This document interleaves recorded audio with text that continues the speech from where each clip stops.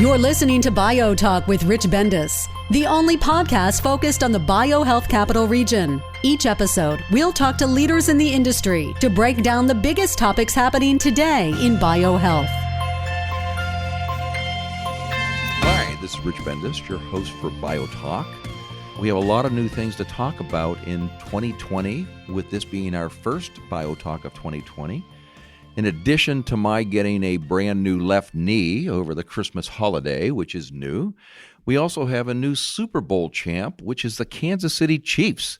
And since I have a residence in Kansas City, but am committed to both the BioHealth Capital Region and Kansas City, we celebrate the Chiefs' first Super Bowl victory in 50 years. So in addition to that, we're going to have our 6th annual BioHealth Capital Region BioForum on April 14th and 15th. So save the date, as we're going to have a fantastic list of speakers for this 6th annual forum and a few surprises for the attendees working into this event. But today, for this 51st edition of BioTalk, we have Andrea Alms, who is a fund manager with the BioHealth Capital Fund and lives in Charlottesville, Virginia. So it's the southern part of our BioHealth Capital Region, to give us a new perspective on venture capital and also about a new fund that is forming within this region. So, Andrea, welcome to BioTalk. Thank you so much. I'm thrilled and excited to be here. And congratulations on the Kansas Chiefs. That's huge. Kansas City Chiefs. Kansas City Chiefs, right, excuse which me. we know is in Kansas City, Missouri versus Kansas City, Kansas, which some other thought it was in. But anyway, we won't go there. And what I think the listeners would enjoy hearing first is a little bit about your background, academic life, some of your life science experience you're bringing to this industry. So let's give the BioTalk listeners an intro to Andrea Alms, please. Thank you so much. I think my path from there to here as fund manager and VC is luck and falling backwards.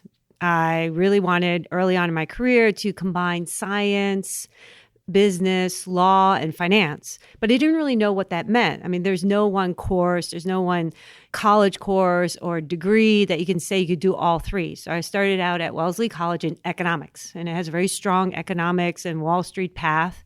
And as I graduated with that, I knew that I then needed more science. And as a result, I got a job at Harvard University for the rising dean, Jeremy Knowles, in his lab. The chemistry department is housed in Mellencrop Building, which is arguably, I think, the cradle and birthplace of Boston biotech. That's where George Whiteside and all these really famous founders of Genzyme, Genentech, et cetera, began with their research, R&D. And I saw firsthand the bench work that I helped do, and I was working on with Jeremy Knowles doing oligonucleotides with the big machine and pumps, as opposed to now it's all done within seconds. And I remember another BioTalk speaker I heard, before you used to sequence on gels. This is what I did as a young research tech. And then from there, I wanted to do more cancer research because that was a special place in my family. And I wanted to devote part of my life towards cancer research. So I went to do bench work again at Harvard Medical School in the labs of Phil Hines, cell cycle dependent kinases, and he came from the Bob Weinberg lineage. And from there, I knew then, okay, now what? How do I integrate my original thesis of wanting to do business, so econ, science, but now law and intellectual property? And one step towards that was to actually come on down. I was recruited to come to graduate school at the University of Virginia in Charlottesville, Virginia. And that was at the pharmacology program where I got my master's. But at that time, it was taught through the School of Medicine. So I took first 2 classes, at least specific, certain ones of med school classes. And that was really interesting because I was taking med school classes and also going to graduate lab and doing independent research. So it was a really contrast in brain thinking. I mean, one is pure rote memorization, quick and fast. This 50-year-old had this heart rate, blood pressure, boom, what's the answer, what meds, what drugs? And then the other is really designing what kind of genes, what kind of machines do you use to put these genes or pieces together to find the next best path or to elucidate the black box of cancer. And so as I was finishing up in my master's, I was asked to help with the tech transfer office at the University of Virginia. And that really was my entree into contract law, SEC, building companies, and tech transfer, licensing and marketing technologies. At the time, the UVA had a new administration in technology transfer headed up by Dr. Robert McWright. And he was Skadden Arps, which is a top law firm in New York, and he was a patent litigator. So he came on down from New York City, from Skadden Arps, to head up that incarnation of the tech transfer office at UVA. And I was employee number 3.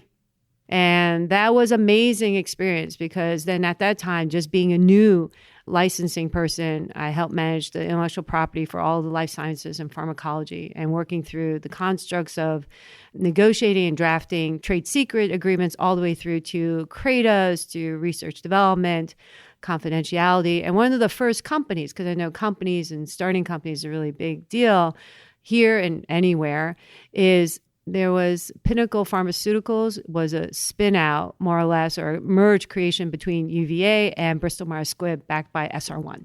It's a good combination. Excellent combination. I was the licensing associate that had to read the 1,000 pages of contracts and SEC documents to create that company and the private placement. So that was really a deep dive into contract corporate governance and that. And as we were doing the tech transfer work, faculty kept coming to us saying, listen, I don't really want to license my technology to GSK, Merck, or whomever the biotech was. We really want to license it to ourselves. And at the time, this was a time when doing something commercial as an academic was déclassé, was, dirty work. And you didn't talk about it, you didn't want to do it. And so every so often, we had faculty coming out of the closet saying, listen, I really want to commercialize my own. How do we do this without me getting in trouble?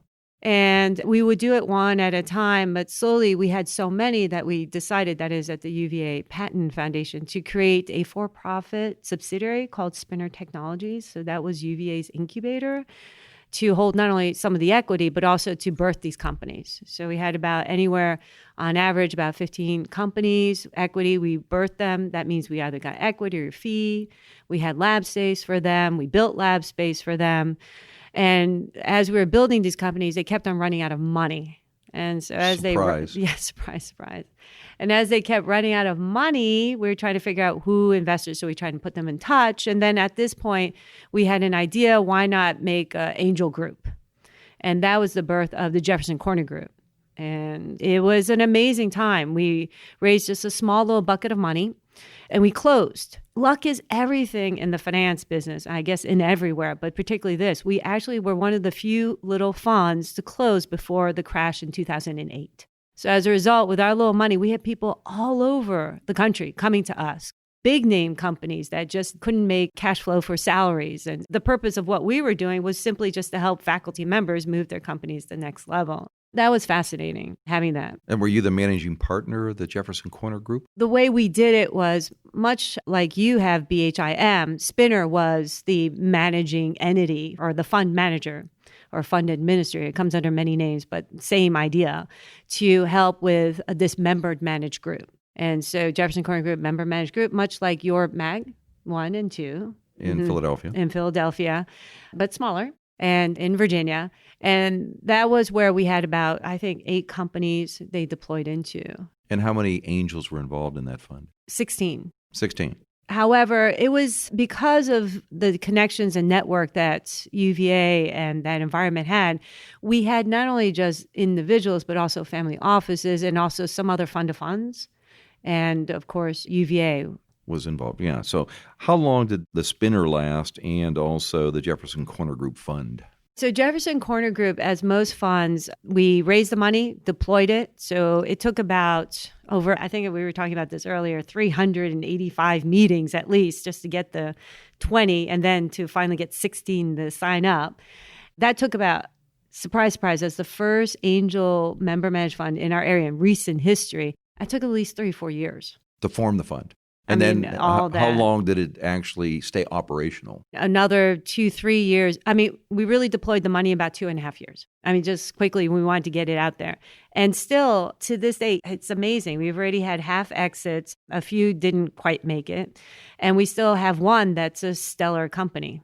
that is hitting out of the park, and it's still going. It has over, I can't remember, 20 million in revenue. It sells worldwide, all this. So the fund is alive because it's still harvesting, but not making any new investments at this time. Correct. Gotcha. Okay. But I understand you also have been involved in other venture capital related activities in addition to Spinner and the Jefferson Corner Group. So as the UVA Patent Foundation morphed and changed, and also at that time, President Castine stepped down. He was the longest standing UVA president in the history of university presidents in the U.S. A lot of things changed, a lot of programs changed. And as that happened, Jefferson Corner Group then came with me, and I formed Brookdale. And Brookdale is a small managing firm for small micro funds and also for angel funds. And out of that, I got to meet Ben DuPont.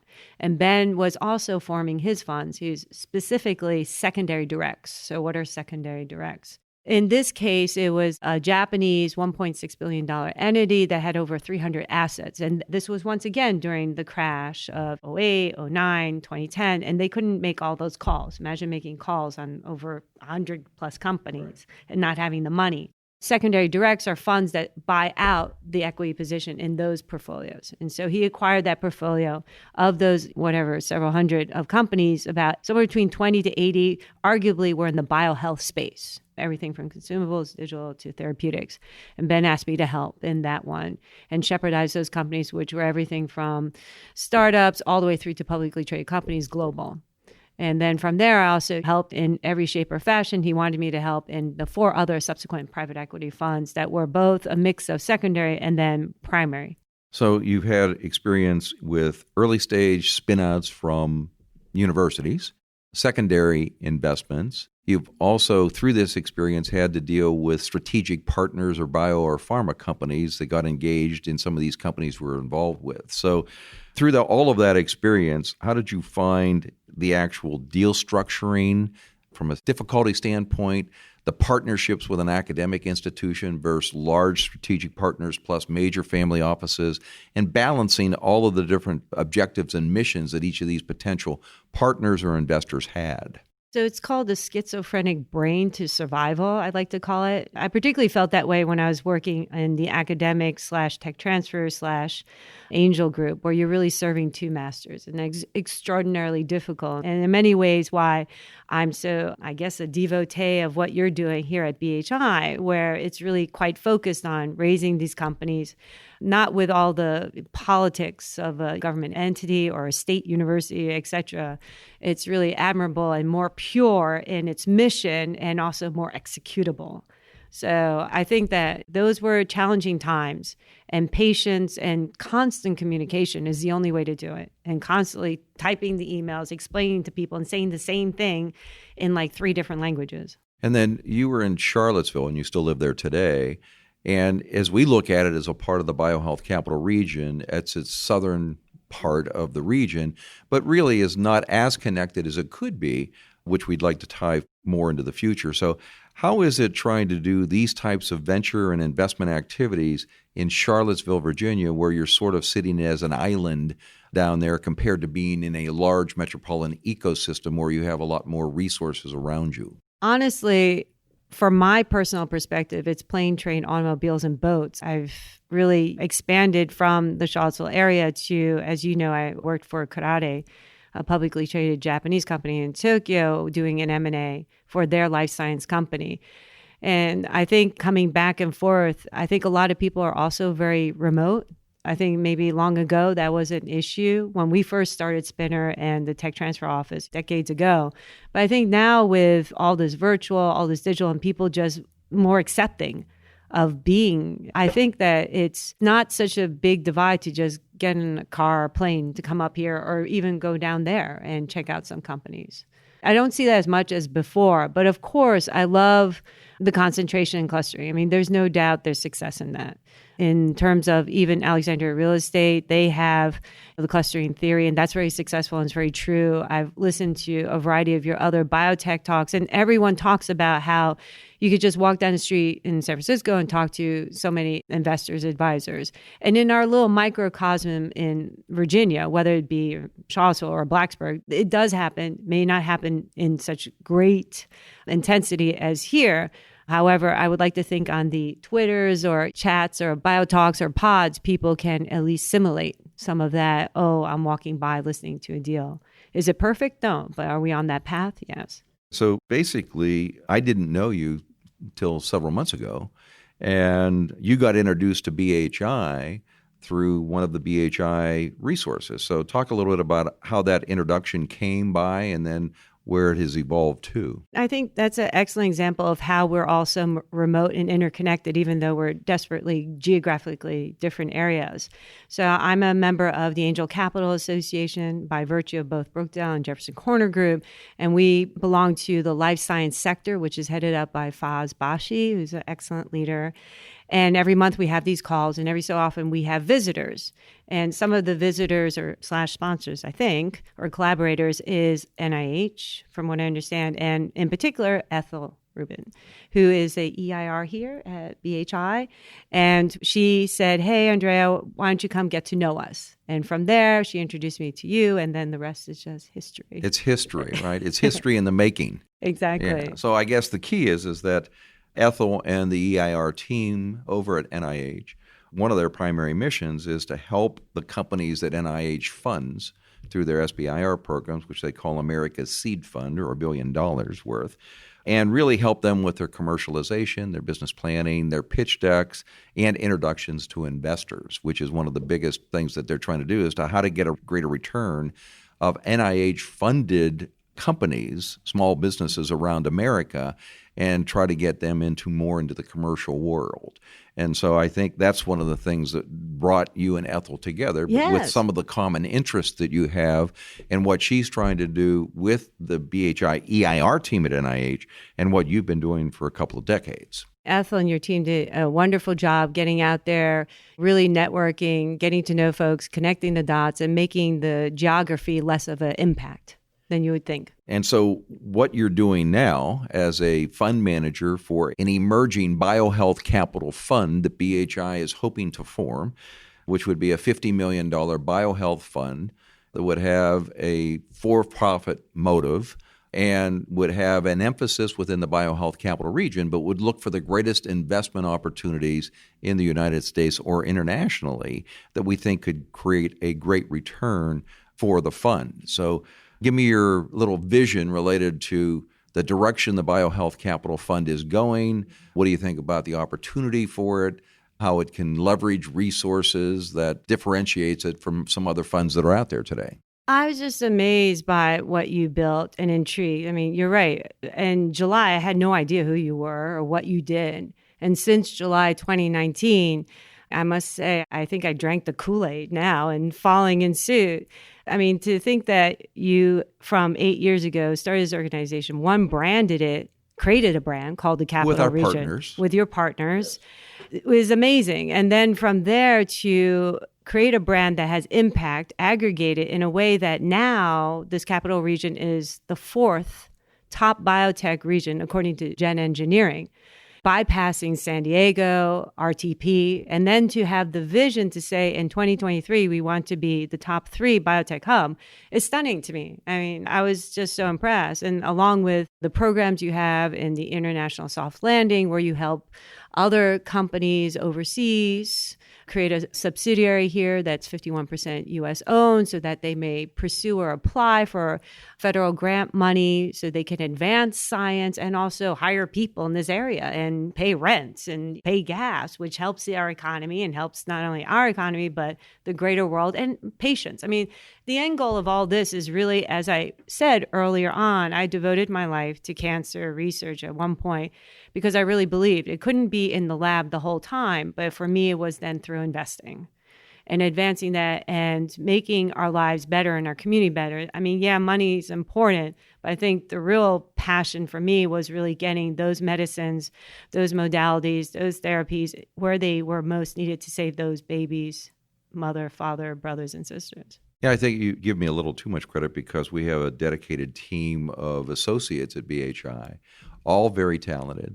And as you know, it takes a village. They're part of that village, and they have all been successful in helping grow BHI to what it is today. So you're just an extension of another team member that's coming on to help forward the mission, which ultimately is to get commercially relevant products into the marketplace that can improve the quality of health for patients around the world. And so that's what would be the purpose of the fund as well. Exactly. Because we know that there is a tremendous gap for early stage capital, not just in the BioHealth capital region, but internationally and nationally. And we think that by creating, hopefully, a $50 million fund that can make anywhere from $500,000 to $5 million investments in promising companies that really have difficulty in raising that kind of money within our backyard here in the BioHealth capital region, we can be a potential impetus to bring other investors here to co-invest with us, and also have people recognize that we have tremendous assets that are equally as good as what there is in Boston and San Francisco here, and create the visibility and the introductions for them. Absolutely. I mean, just knowing the exits, was it 110 BHI clients? Of those, about equity, and 41 are active. You have 3 recent exits. Benavir acquired by Johnson, J&J, for $1.4 billion. I think that's what it was. A little over $1 billion. Yeah. These are just numbers that are on par with any city in the world: Tokyo, New York, Munich, Berlin, San Francisco.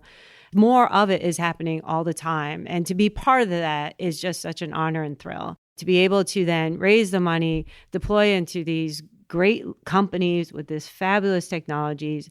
And like I said, I still really think at the end of the day, it's really helping those patients. And having been in the investment world for a couple of decades now, trends change from year to year or from decade to decade.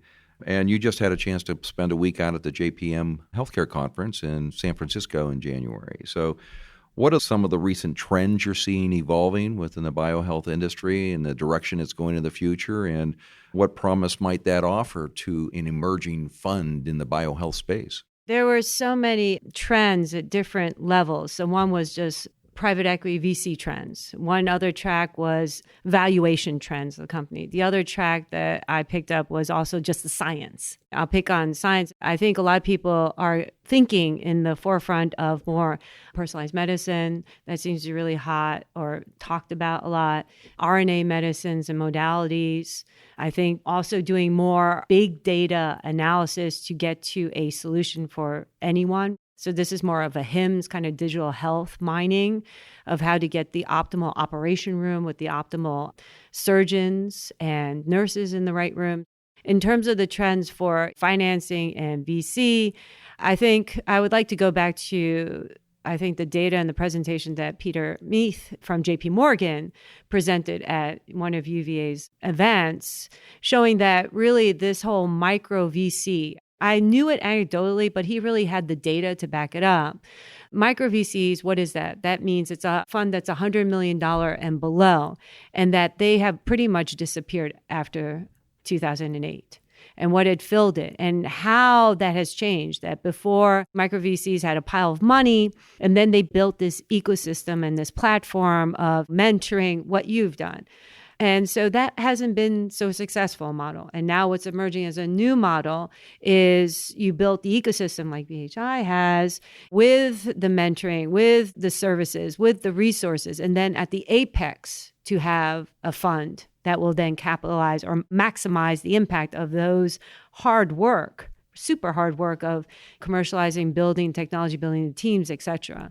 So I think that was one trend. And the last trend was valuations. That's a really hard one. So there were valuation trends in the angel market, and then valuation trends in VC, and then PE, and of course done by sector.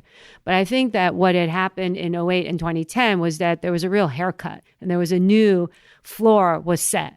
And I'm not sure we necessarily bounced back to where it was the heyday, and I'm not sure we ever will. So where do you think we're going to end up? I think something that's more realistic, where people, they actually have to put in their time, put real value behind the company, and not so much powder and puff and heyday. Yeah, and even though we haven't rebounded, if we look at the National Venture Capital Association data, over the last 2 years, this whole biohealth, biotech sector has enjoyed the greatest amount of investment as well as the greatest returns, so that there is some rebounding right now. I don't know how long it's going to last, but the trends we're seeing, there's a lot of money on the sidelines. There are some more funds being formed, but a lot of those tend to be larger funds rather than the micro funds. And there still is a need for early stage capital to fill that pre-Series A to Series A gap, which is sort of what the focus of the BioHealth Capital Fund is. Absolutely. Thank you for helping crystallize that. Indeed, it's a gap that has disappeared. And at least I was really surprised when I met you in August and July that there really wasn't that type of money here in this region for that somewhere between $500,000 to $5 million per company investment. I was surprised because coming from the rest of Virginia, ROVA versus NOVA, I think you guys have piles and piles of money, but that wasn't really the case when you dove down. And so that's why I feel strongly that I don't want the fruit to die on the vine of these excellent companies and excellent entrepreneurs. And I really do feel very strongly about raising a fund and deploying it. So that has something to do with what your personal vision is for the future and goals you'd like to achieve. So let's tell the listeners, and we're talking to Andrea Alms, who is a fund manager for the BioHealth Capital Fund, which is really in the BioHealth Capital region, but Andrea happens to live in Charlottesville, which is still part of the BioHealth Capital region. So talk about what your future vision and goals are that you'd like to achieve personally. I wish I could say I had some magnanimous vision and goal, but I really must say right now we're so laser focused on raising and closing the fund. I'm not sure I can actually think of anything else. And I think to entrepreneurs, I just want to say, listen, please, I always want to be approachable. I think entrepreneurs sometimes don't want to approach investors or VCs or whatever the case may be. Please do. Call me, text me, LinkedIn me. I'm happy to. If I can't help you, and I'm sorry I can't, I will try and send you in the direction of someone who can. Well, that's great to hear because that's sort of what the BHI mission is too. We may not be able to assist everybody, but we also want to give them direction that can help advance them personally or their company.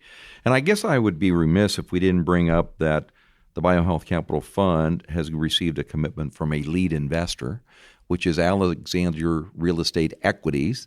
And it was brought through a relationship we cultivated with Joel Marcus, its founder, who serves on the BioHealth Innovation Board and really has a major commitment to this region because they have developed over 3 million square feet, which is over 10% of the total portfolio of rentable square footage that is in the Alexandria 7 markets, leading life science markets in the country. But we appreciate the faith they have put into us since they're one of the most prolific life science investors in America and also one of the leading, if not the leading, life science real estate firm with the 30 million square feet that they have in these 7 largest markets. So thank you, Joel. Yeah, we appreciate and Larry. ARE, Joel, Larry Diamond here, who is the Maryland manager for ARE, but also the chief operating officer for them corporately now. And then Conley Jones, who is also one that has placed some faith in us because a recent thing that they have done is made an investment in Miracule, one of the BHI portfolio companies, which was one of their first investments in a BHI company, but probably the first of many. So again, we thank them for what they're doing for this industry nationally and what they've done to help grow the BioHealth Capital region with their presence here in Montgomery County. Great. Well, thank you so much, Rich. We're thrilled and delighted for the vision, energy, and strength you brought to us. You're really a pillar of our community, and I'm grateful to serve with you. And Andrea, we're glad to have you as a part of the BHI team, and we look forward to when we can toast that first closing, which seems that they take forever, but anything that is worth working towards, you have to be patient and persistent, and I know you have that. Thank you, sir. Thanks for listening to BioTalk with Rich Bendis.